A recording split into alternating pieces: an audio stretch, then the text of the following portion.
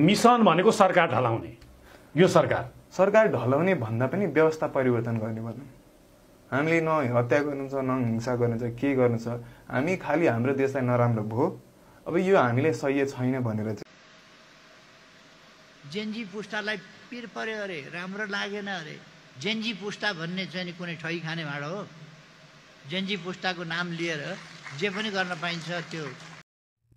दर्शकबिन नमस्कार, SK official YouTube च्यानलमा तपाईलाई सर्वप्रथम सबैजनालाई स्वागत गर्न चाहे। हालै नेपालको वर्तमान अवस्थाको राजनीतिक गतिविधिहरू हेर्दाखेरि जेनजेड आन्दोलनबाट आएको यो परिवर्तनको सरकारमा गएका व्यक्तिहरू जेनजेडको जुन माग थियो, जुन बलिदानबाट जेनजीहरूले मागेका अर्थ राखेका शर्तहरू, मागहरू र यो आन्दोलनको जड नै अहिलेको अवस्थामा, अहिलेको सरकारमा गएका मन्त्री, प्रधानमन्त्री र वर्तमान अवस्थामा रहेको राष्ट्रपतिले जेनजी आन्दोलन तुहाउने प्रयत्न गरिएका छन्। आदरणीय दर्शकबिनहरू, हाम्रो एकै दिनको नरसंहार गरेको तत्कालीन सरकार नेपाली काङ्ग्रेस र नेकपा एमालेको संयुक्त गठबन्धनको सरकारले भदौ 23 र 24 गते जुन घटना घट्यो त्यसमा हाम्रो एकदमै हामी त्यप्रति, ती शहीदहरूप्रति सर्वप्रथम हार्दिक नमन, कृतज्ञता प्रकट गर्दै शहीद मित्रजन र शहीद परिवारहरूलाई एकदमै तपाईहरूको छोराछोरीहरूले यो नेपाल राष्ट्रको लागि दिएको योगदानप्रति धेरै धेरै कदर गर्न चाहन्छौँ।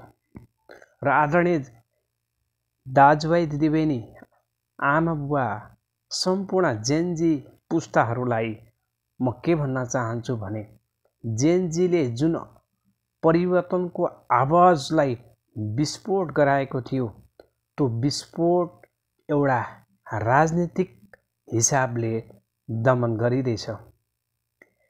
जेनजीको मेन बुदालाई नै बेवास्ता गरिँदै 74 जनाको ज्यान गइसकेको छ।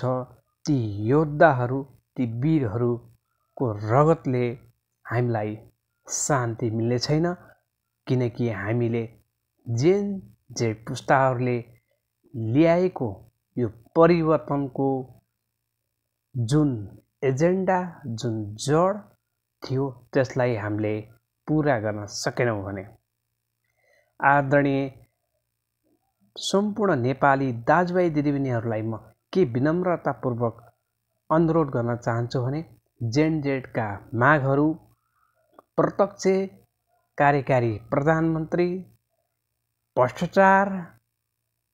भ्रष्टाचार विरुद्धको आवाज, विभिन्न नाम सङ्घ संस्थामा आबद्ध रहेर नेपालको राष्ट्रको सम्पत्ति, राष्ट्रको कर, राष्ट्रको ढुकुटीबाट भ्रष्टाचार गरिरहने ती भ्रष्ट नेताहरूलाई कारबाही गर्नुपर्दछ। नेपालको करप्सनलाई हामीले रोक्नु पर्दछ र नेपाली दाजुभाइ दिदीबहिनीहरू नेपालमै स्वरोजगार गर्दै नेपालमै बाँच्न पाउनुपर्छ। दिनौँ विदेशिन पर्ने बाध्यता आइरहेको अवस्थामा नेपालमै नै नेपालीहरूलाई राखिनुपर्छ, विदेश पलायनबाट हटाउनुपर्छ र परदेशका संरचनाहरू खारेज गर्नुपर्दछ। र यो संसदीय व्यवस्था, यो गणतन्त्रले हामीलाई कुनै पनि उपलब्धि दिएन। यसलाई हामीले जडैदेखि फाल्नुपर्छ। यो संविधान, वर्तमान संविधानलाई नै परिवर्तन गरेर, अन्तरिम संविधान लागू गरेर र यो व्यवस्थालाई परिवर्तन गरेर नयाँ जेन जेड पुस्ताको व्यवस्था ल्याउनु पर्दछ भन्ने जेन जेड आन्दोलनको विद्रोह थियो। प्रत्यक्ष कार्यकारी प्रधानमन्त्री जनताले नै चुन्न पाउने व्यवस्था, नेपालको यो भौगोलिक अखण्डता, नेपालको सार्वभौमसत्ता र सम्पूर्ण नेपालको कला, संस्कार, संस्कृति, धर्म, विविध सांस्कृतिक र प्राकृतिक चिजहरूको, धार्मिक वस्तुहरूको, पुरातात्विक ती धातु वस्तु, ती गहनाहरूको संरक्षण गर्नु हामी सम्पूर्ण नेपालीको कर्तव्य हो। यद्यपि अहिलेको अवस्थामा आइरहँदा नेपालका जेन जेड पुस्ताहरूले गरेको आन्दोलनलाई दुहाउँदैछ। वर्तमान जेन जेडबाट बनेको सरकार पनि हिजो प्रष्ट रूपमा सुशीला कार्की हाम्रो नेपालको इतिहासमा महिला प्रधानमन्त्री भएकोमा हामी गौरव गर्छौँ। तर हामीले गौरव गर्ने त्यो कुरा महिला प्रधानमन्त्री हुनु मात्रै नै होइन, जेन जेडको माग नै पुरा नहुने सरकार, चाहे त्यो महिला चाहे त्यो पुरुष, जोसुकै गए तापनि त्यसको कुनै अर्थ राख्दैन। तसर्थ मैले यो अवगत गराउनै पर्छ, जेन जेड पुस्ताहरूले यो युवा पङ्क्तिहरूको आवाजलाई दमन गर्न कदम कदाचित हुँदैन। तसर्थ हामीहरूले यो पुस्तालाई जोगाउनको लागि, यो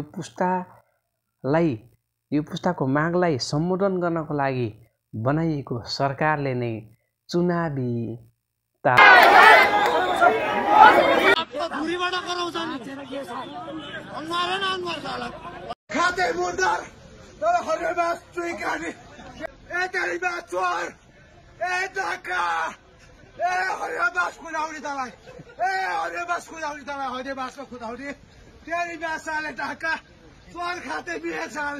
साले भ्रष्टाचारी चोर, 20 करोड चोर, साले मुरीबालको 20 करोड खाएको, मुरीबालको 20 करोड चोर खाएको साले, खाते मुर्दा जनता खाने नोबलको भाग्ने साले खाते